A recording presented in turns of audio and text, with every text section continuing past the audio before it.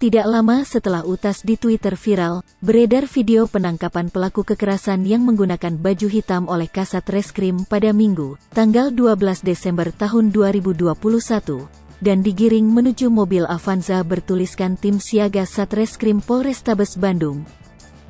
Dalam video tersebut, pelaku pun terlihat menggendong salah satu anaknya ketika memasuki mobil Kasat Reskrim.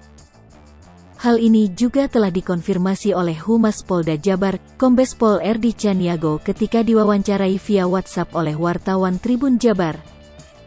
Dalam utas yang viral di akun Twitter @soyon terdapat dua video di mana pelaku yang berinisial BAP ini mengamuk di kawasan Kompleks Panyilekan, Kota Bandung dan di Taman Kanak-Kanak, TK Al-Warfi, Kecamatan Panyilekan, Kota Bandung.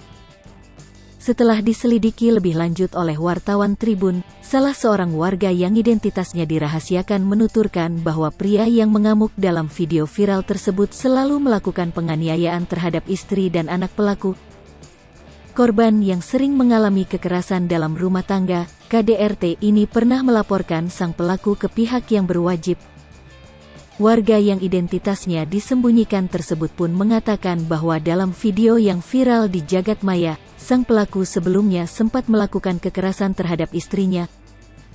Lebih parahnya, pelaku berinisial BAP ini pernah membagikan video penganiayaan terhadap istrinya yang ia bagikan di grup WhatsApp komite sekolah. Hingga saat ini Ketua RT setempat serta Kapolsek Panyilekan masih belum dapat dihubungi dan dimintai konfirmasi lebih lanjut.